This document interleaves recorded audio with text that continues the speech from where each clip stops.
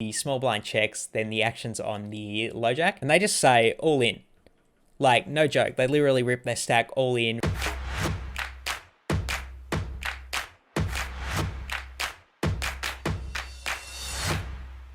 Hey YouTube. G'day everyone, welcome back to the vlog. It's currently about 6 p.m. on a Friday evening, and that means it's time for me to go back to yet another Melbourne home game. It's the same one I've been playing at the past few Fridays, so we do have a lot of hands from this game already, and I've been running pretty hot the past few times I've played there, so let's see if we can keep the hot streak going and get another win in.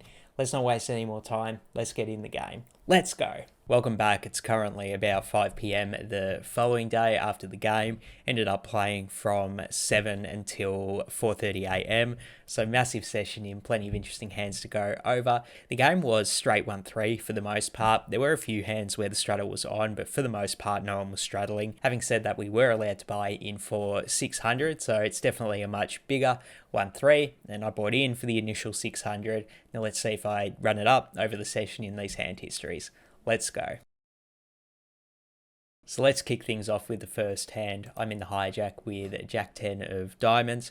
I go ahead and raise it up to 10. Then I get a call from the cutoff button and small blind. So we go 4 ways to a flop, which is definitely a banger because it's Jack 10 6 rainbow. So we flop top 2 pair. I decide to bet using a bit of a smaller size since we are multi-way. Potentially I can induce lighter floats and maybe some worse hands want to check raise to try and get a bit of equity denial protection with their strong 1 pair hands.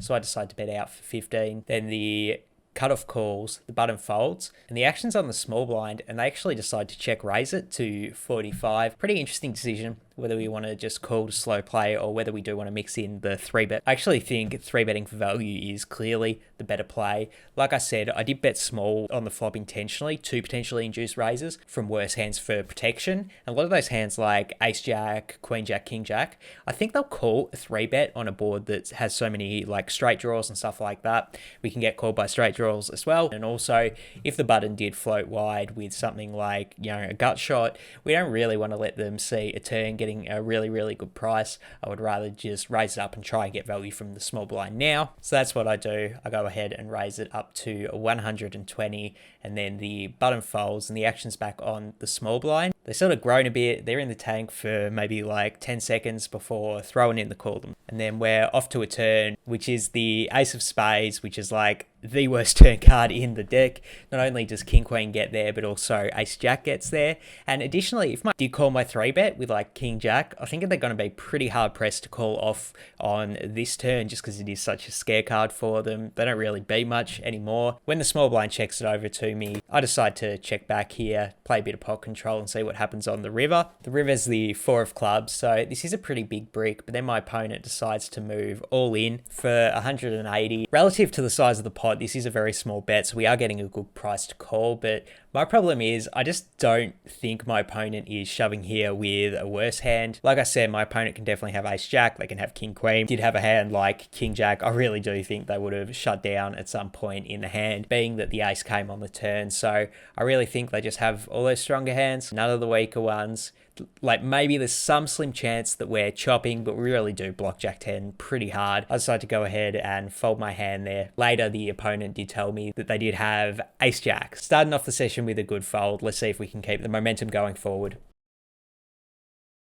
Next hand, the cutoff opens at 10, then I'm on the button with Queen 10 of spades. This is definitely a hand I want to have in my 3-bet range, cutoff versus button. You want to be 3-betting pretty wide there, and Queen 10 is strong enough to 3-bet, in my opinion. So I go ahead and make it 35. And then the action's on a big blind, who will become a very key figure in the vlog going forward from now. We definitely play a lot of interesting hands with them. They decide to cold call the 3-bet, then the action's back on the cutoff, and they decide to call as well. So we go 3 ways to a flop of 10-8-6 rainbow. When the action checks to me, it's a pretty interesting decision whether we want to c-bet here or not. Reasons I would like checking to check my check back range in a spot where both the big blind and cutoff, they do have a lot of strong hands here, but they can also represent a lot of strong hands here. So it's a great way to induce bluffs on the turn. It gives me a strong hand to call down with. The reasons I like betting it are because we do have a strong hand and we potentially can get value. We would love denying equity to a hand like Ace Jack or Ace Queen, for example. So really could see going either way here. In game, I decided to check just to protect that check back range. So we are still 3 ways to a turn, which is the 5 of diamonds putting out backdoor diamonds, and then the big blind decides to bet out for 75. The cutoff folds, and when the action's on me, I think we have to call here. Plan was to check on the flop to potentially induce bluffs, so when we do face a bet, sort of have to call at this point. I throw it in, so we're still heads up with the big blind to the river, which is the 2 of hearts, about the brickiest brick on the river that could be, and then the opponent bets at it again. They go ahead and make it 150, and at this point, not loving that we are facing a lot of action. We do lose to a lot of stuff. I definitely think the opponent can have all of the sets in their range, as well as some slow played overpairs that didn't want to 4-bet. A lot of people cold call 4-bets with hands like pocket queens, pocket jacks, so there is a lot of stuff we lose to, so there's merit to folding for that reason. But I think on this river in particular, the backdoor diamonds missed, they could be bluffing with a bunch of hands like ace jack, ace queen, and ace king. I think we sort of just have to put our foot down and throw in the call. So I think about it before eventually deciding to throw in the call, and then my opponent shows me 8-6 of hearts, so they did flop 2 pair, and there goes the end to the hot start to the session.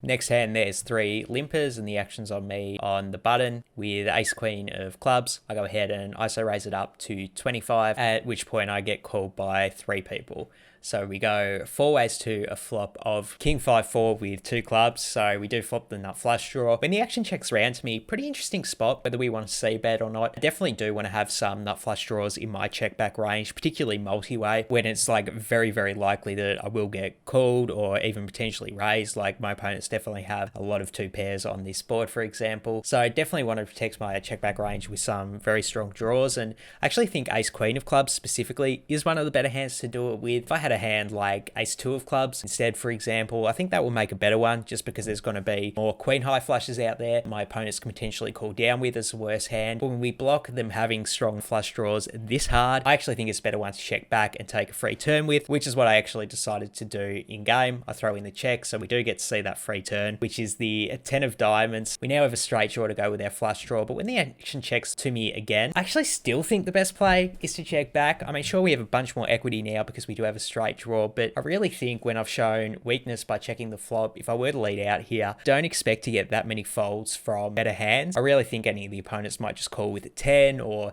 even a king that's checked twice, which is pretty likely in a super multi-way pot. I do decide to check back here just because I do think that I'm not going to be able to bluff 3 people out of a pot. So we are still 4 ways to a river, and the river is the 2 of clubs. Beautiful stuff. We do make the nuts on the river.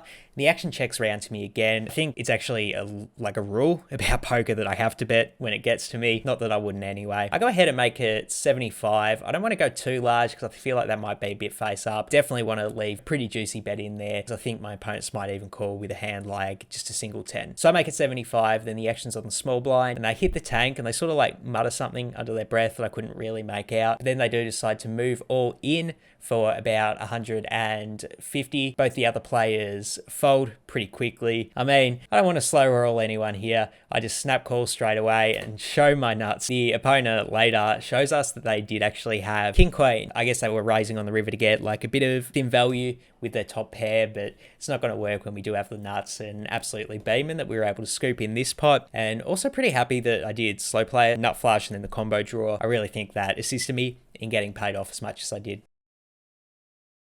Next hand, the same player that had the 8-6 of hearts in the 3-bet pot, they decide to open limp hijack, and then the action's on a cutoff who goes ahead and raises it up to 15. Then I'm in the small blind with ace-10 offsuit, and I actually decide to 3-bet in this spot. This is a pretty loose 3-bet, small blind versus cutoff. I think if I had ace-jack offsuit, it'd be a slam dunk 3-bet or ace-10 suited, but this one, probably a bit too loose, and maybe I should just be folding, particularly with the limper still to act. Whatever the case, I did 3-bet it to 65, and then both the limper and the cutoff call. So we go 3 ways to a flop of ace-5 deuce with 2 spades. Action's on me here, and I do decide to c-bet for 65. I will want to c-bet a lot on these ace-high boards in a 3-bet pot, just because I'm going to be able to represent a lot of strong aces. There is merit to it. I could see checking as well, out of position to 2 opponents who potentially might bet off worse hands, but I go ahead and make it 65, and then the hijack calls and the cutoff folds. So we're heads up with a hijack to a turn, which is the 9 of spades, so puts out the front door flush. I think I should check it over in this spot. spot, I'm somewhat concerned that my opponent could have a mate flush. I think they're going to be limp calling with a lot of hands like, I don't know, 8-6 suited, for example. So there's definitely a strong possibility they have a flush. So I do decide to check it over to the opponent, and then they're in the tank for a little bit before deciding to bet out 150. The actions on me, definitely am concerned that they have the front door flush or potentially even two pair. I still can't fold if my opponent did float light. With something like king queen with one spade, like of course they're going to go ahead and bluff on this turn. So there are still bluffs in their range, and I think it's a good spot to call now and then see what happens on the river. So I do decide to throw in the call for 150, and then we are heads up to the river. The river is the 8 of hearts. I go ahead and check it over to my opponent, and then they don't think too long before deciding to put me all in for about 430. Pretty gross spot here. Like I said, definitely concerned they could have a front door flush or even a thinner value bet, two pair. I mean, the thing is my range is so like face up, I'm just going to have a lot of strong aces here. They really can go for thin value, but they can also put pressure on and bluff. Like I said, if they floated with,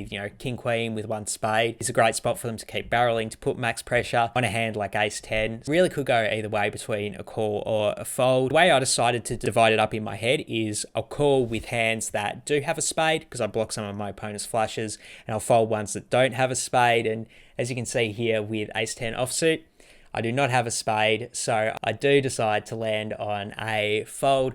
I follow through with what I said in my head about only calling when I do have a spade here. So I make the fold. Then the opponent asks me, do you want to see what I had? And I'm like, absolutely, that will be great for the vlog.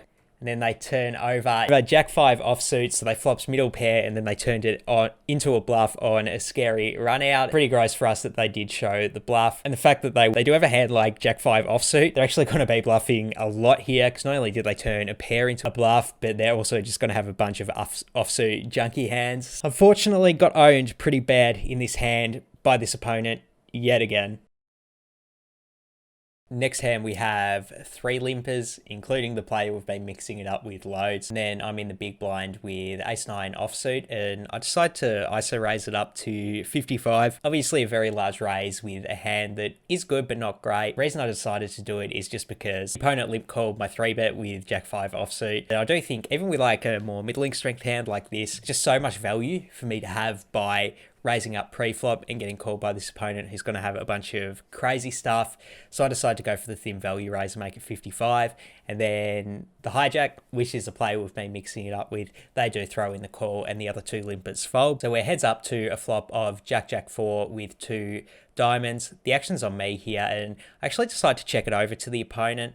I think typically I might consider having a range bet on a board this dry if it was like a 3-bet pot or something, but I really just want to give my opponent the opportunity to bluff. If we bet out ourselves, then there's like a lot of possibility that we will be value owning ourselves, because then they might just fold like a 10-7 offsuit when they might bet with it themselves if I do check it over.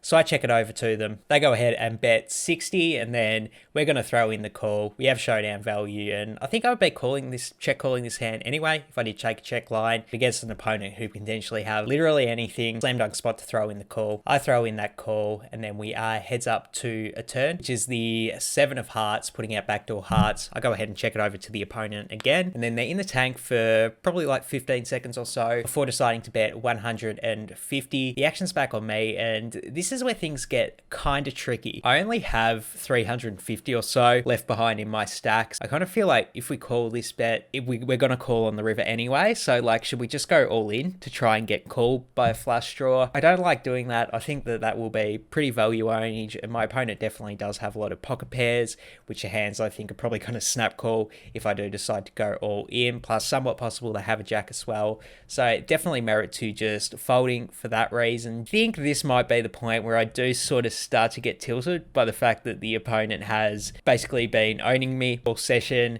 and maybe I do lose a bit of discipline here because I do just decide to call. I do think it is a tricky spot here, and all 3 options kind of suck. Realistically, I think it might be a good spot to just go ahead and fold if my opponent is value betting a hand like pocket 6s or pocket 8s or something, because they're going to know I'll have a lot of ace high hands in my range. Might be a good spot to make the laydown. That's not what I did. I threw in the call. So we are still heads up to the river, which is the 3 of spades. Not the best river card in the world, actually. 6-5 offsuit now just got there. So we check it over to the opponent. My opponent decides to rip it all in for about 200, and it's only about a third the size of the pot at this point. I do lose to a hand like 6-5, which is definitely one of the bluffs they could have now. I think getting such a good price, I still have to call. If I think they can have 6-5 offsuit, I also think they can have hands like 10-9 offsuit, 9-8 offsuit, which were all gut shots that missed. So I really just think like getting this good of a price, I don't have to be right that often. So I do decide to throw in the call, and then the opponent's like, oh, if you have any pair, it's good. And then I show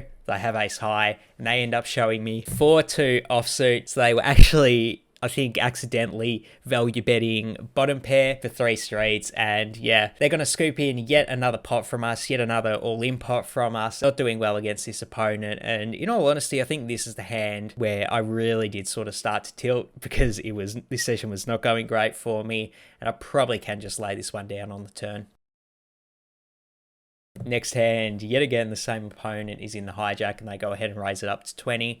Then the action gets to my big blind with ace-king offsuit. I decide to 3-bet it up to 80, and then the hijack throws in the call. So we're heads up to a flop of jack 8-6 with 2 hearts. We have the 2 overs and the backdoor heart draw, but when the action's on me, I think this is a good spot to go ahead and check it over to the opponent just to induce bets from worse hands. We do have a bit of showdown value with ace high, and with the backdoor flush draw, the plan's going to be to check call here. So I check it, and then the opponent goes ahead and bets 75. So I'm going to stick with my plan here and throw in the call. So we're heads up to a turn, which is the 9 of hearts. I go ahead and check it over to the opponent again. I think this is the best play. I really wouldn't want to lead out here to try and represent a flush. I actually think that moves kind of face up, that we do have the sole ace of hearts, and we're probably just better off letting the opponent continue to bet worse hands or even check raise as a bluff. The opponent goes ahead and bets 150. Now the action's on me, and interesting spot whether we want to check raise as a semi bluff or just call. I think I would check raise if I really thought my opponent was like thin value betting a lot of hands like pocket sevens or like ace 8, something like that. That'd be a good play, just because we're going to be able to get them to fold those hands most likely. But I actually think this opponent will still be bluffing a lot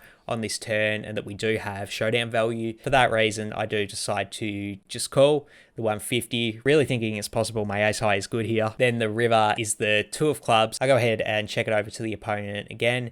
Then they think a little bit before checking back themselves, and then they end up showing jack 10. So they were betting top pair for value, and they get us yet again.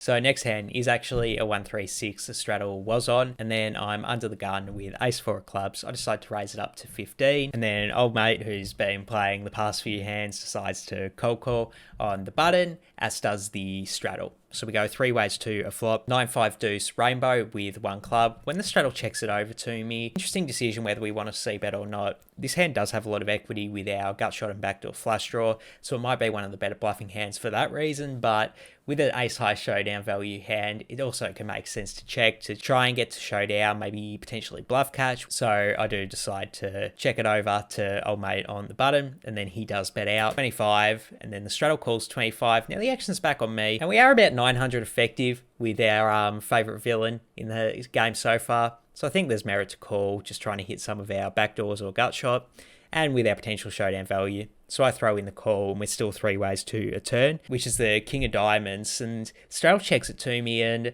I actually decide this is a good spot to bluff lead, just because I do think if I floated with a hand like ace king or maybe king queen with a backdoor flush or something, I probably would just bet out on this turn, just because I expect the straddle to check back a lot with the hands that might call a bet, basically any of their 9x hands or maybe even a worse pair than that. So I decide to lead bluff with a hand that does have a bit of equity with our gut shot here. I go ahead and make it 85. Then the button doesn't think too long before throwing in the call, and the straddle folds. So it heads up with the button to a river, which is the repeat 5 of diamonds. The action's on me here, and it's interesting whether we want to continue bluffing or not. Part of me kind of wants to go for it, just because if we did have ace king or king queen, we definitely will go for it here, and then we want to balance it out with some bluffs. But I am a bit hesitant to do it, just because I'm pretty skeptical I can make this opponent fold any 1 pair hand that they did call with. I really think if they called the turn with a 9, they might just get stubborn and call down.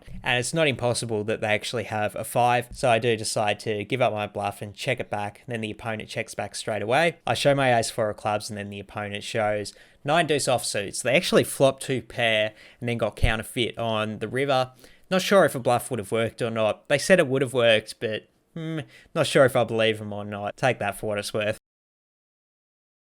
So the next hand is a bit interesting because about 2 people left the game and we were playing 5-handed, and then the dealer actually offered to play and deal at the same time, which is something that like occasionally happens in these home games where the rules are definitely much more relaxed. So he decides to buy in for 500 and he is under the gun this hand, and he decides to just cold open to 18. Then the action's on me to his direct left, and I look down at ace king offsuit. I decide to 3-bet it up to 60. The action folds back to him. Then he decides to throw in the 4-bet. He makes it 140. The action's on me here, and it's kind of awkward because I really do think that this range is going to be pretty strong at this point, not only with the massive open, but then with the 4-bet. Don't know if we can just go ahead and fold ace king yet, particularly when we're actually getting a decent price to see a flop in position. So I do decide to throw in the call, although I wouldn't fault anyone for just going ahead and hero folding the hand now. Very likely the opponent does have aces or kings, but I get a bit too tempted in position. I throw in the call, and then we're heads up to a flop, ace 9 deuce rainbow, and then under the gun thinks a bit before checking it over to me. Now the action's on me, I definitely want to bet out for value. We block our opponent having pocket aces super hard at this point. I think it's more likely they do have like kings or queens, or maybe we're even chopping with ace king. Whatever the case, I do want to bet for value, but gonna have to use a smaller size because we really don't need to bet big to either put pressure on or get value from any of these hands in a 4-bet pot. I decide to use a very small sizing. In fact, I go ahead and bet 75, and then the opponent doesn't think too long before deciding to throw in the call. So we're heads up to the turn, which is the ace of diamonds.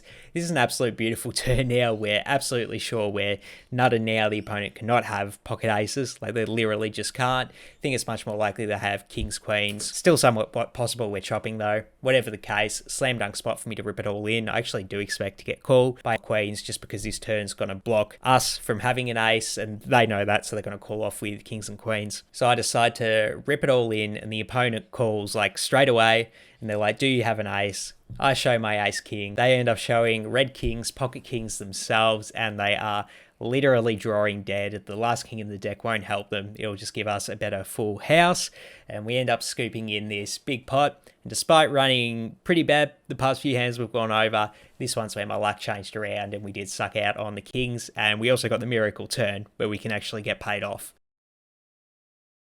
So next hand, we're doing a double board bomb pot. We were doing double board bomb pots every single time there was a monotone flop. Previous hand was one of those, and we're actually running pretty hot now because we are the button for this double board bomb pot. I end up looking down at queen 4 offsuit, and I'm going to put both the flops up there. As you can see, we don't have much on the top board, but we have trips on the second board, which is pretty grouse. The action checks to me. Clearly going to go ahead and bet our hand now for value, but also we would be pretty happy if we bluffed anyone off out of the pot because we know we're not winning the top board most likely. So I go ahead and bet 50. Then the small blind decides to call the 50. Then the action gets round to a low jack who decides to check raise it to 150. So I wasn't quite expecting that, but now that the action's back on me, I think we have to just call. I really think a 3-bet will be a massive overplay, and there are some hands that we're like losing to. There are pocket twos, there is ace 4, and those hands have us losing on both boards. Don't want to overplay our hand by 3-betting, but don't want to fold either because the chances we are good on the second board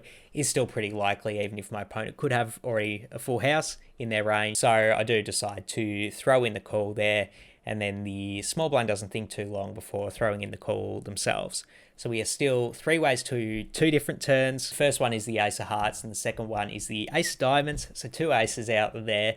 The small blind checks, then the action's on the low jack, and they just say all in.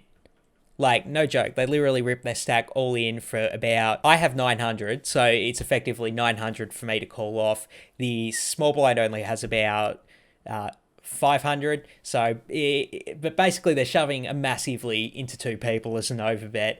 And I'm sitting here with Queen 4, and this is a pretty gross spot, and I'm not quite sure what to do. The ace is kind of a good card because it means that it's less likely my opponent has ace 4 and that we are ahead on the second board. But we still have nothing on the first board, and like the chances we're good there are very, very unlikely. So we could call off to be chopping, which wouldn't be the worst thing in the world. Like, I don't really want to fold out my equity if I do have one of the strong hands on one of the board. There is a chance we're drawing dead. We're drawing dead to pocket 2s. We're drawing dead to ace 4 as well. I don't think I can be taking the risk when the pot odds to call are so bad, and chances are we're only calling off to win half of it anyway. So after thinking the hand through for probably about 30 seconds myself, I do decide to put my hand in the muck, and then the small blind folds as well. And then the low jack was actually kind enough to show us that they had 4 deuce offsuit, so they did have us beat on the second board with a full house, but we're actually ahead on the top board with queen high. So yeah, if we had a called off, we might have chopped depending on what the river was. Not really sure what to make of this hand. It's definitely a strange one. Hop in the comments, let me know what you think.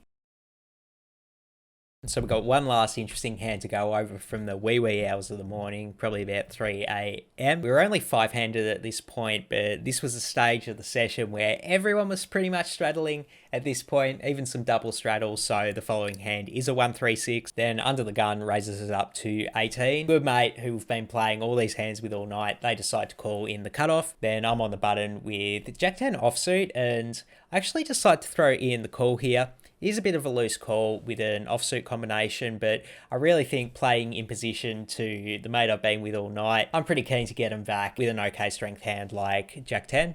So I throw in the call, the small blind throws in the call as well. So we are 4 ways to a flop of 10-7-4. The action checks to the pre-flop aggressor, who goes ahead and bets 40. The cutoff folds, then the action's on me with my top pair. I think it's a good spot to call. So then we're off to the turn, which is the jack of diamonds, absolute banger turn. We do make 2 pair, and the opponent does not slow down. They go ahead and bet 80. I think we want to raise in this spot. I think it's pretty likely that my opponent has a lot of overpairs in their range, which I really don't think will fold to a raise, but they definitely could have turned a straight draw. They could have flopped a flush draw, which is just all hands we're going to be able to get value from by raising. Don't see much merit to slow playing, even though we are in position. So I decide to raise it up. Using a pretty big size too, I go ahead and make it 245. My opponent mutters something under his breath that I can't really make out. He sort of exhales, and then after about 20 seconds of tanking, he does decide to throw in the call, which is news we're loving. So it heads up to the river, which is the 6 of diamonds. When they check it over to me, the SPR is like, we only have like 1/3 of a pot size bet left, so we do decide to rip it all in. And then my opponent sort of rolls their eyes and doesn't think that long before mucking. So definitely think it was likely that they were calling us down with a flush draw, and we're probably not going to be able to get called off by that hand at all. So we rake in another pot, and it was one of the more interesting ones we played towards the end of the session, but just glad we did get a bit of run good after the session didn't start out so hot. So there you have it. That was the end of the session. In terms of how I actually feel about the quality of my play throughout this session, go with a B+ actually. Initially after the session I thought I would go much lower, but reviewing some of these hands, even though I did make mistakes, and some of those mistakes definitely were because of a little bit of tilt, it's nothing that's that too egregious.